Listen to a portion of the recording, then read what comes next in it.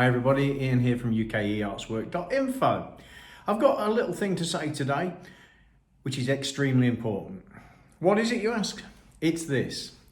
If you're going to work in the EU or the UK, and you're going in either direction, whatever your status, if you're not able to work in a particular country because you're not a citizen of that country or a legal resident of that country, do not please depend on the people that are booking you for the work.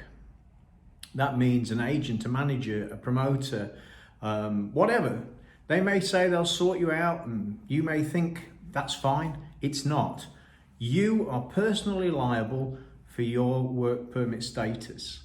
It's true that if a company sends you over to do some work and they say they're going to do it and they don't, they're liable for fines and other sanctions. In fact, they're liable anyway, even if they don't say all that, and they employ you. So please remember, you personally are liable for your work permit or visa status. It may sound obvious, but I've seen this a lot on forums where people think, I'm being employed by an employer, it's up to them. It's not.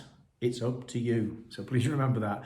The other thing, in the music industry in particular, or theatre groups maybe, film companies, remember that if you're a third country national living in the EU legally as a resident but do not have EU citizenship, exactly the same applies to you as does UK citizens. I've had a few conversations recently about this with people living in the EU who are non-UK citizens. Yes, it's exactly the same for you. You are liable to work in any of the EU 27 according to their own work permit regulations.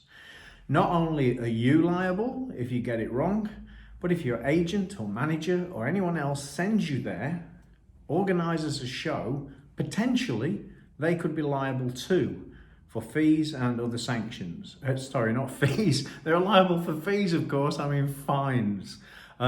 So if an employer sends you from say, you're living in Spain and you go and work in Poland and you don't abide by the Polish work permit regulations, then that business is liable for fines, but you are liable to be working in another EU state without having fulfilled the obligations you have to you are obliged to work by.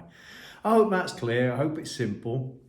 I'm only repeating this again because I've seen it over and over again in forums, in Facebook groups, Instagram groups, social media.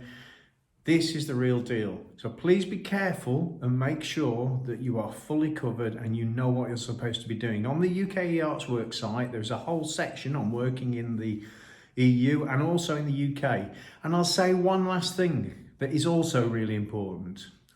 Whether you're going into the UK or into any of the other EU 27, make sure that you've printed off any links you can find showing what the reality is of what you require to work in a particular country. You'll find backlinks on the pages I've mentioned anyway to the original websites, nearly in every case, about the information you need and the laws and regulations. The reason I'm saying this, some border guards don't know the rules.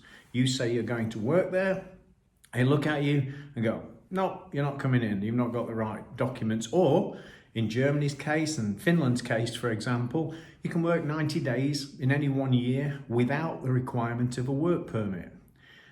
If you have a little bit of documentation with you, as I said in the previous video on passports, then you can put that in front of those people's faces and say, this is the law, these are the regulations. I know it shouldn't be necessary, but as we know recently, there have been problems on the UK border with people wrongly being stopped in some cases, and the interpretation of the law on work permits and entering the country has been very strictly applied. I'll say no more about that, but it's just that one particular situation. But this could happen anywhere. So enough said, have a nice day. Hope you're enjoying the summer as it is. It's rather nice and warm today here. So you take care, all the very best, and stay in touch. And please remember, subscribe to the YouTube channel, click that bell on the YouTube channel. And there's now a website, an email address on the main website. You can email me Please don't inundate me with questions. Most of it's answered on the website. All the very best. Ian from UK eartswork.info signing off. Bye.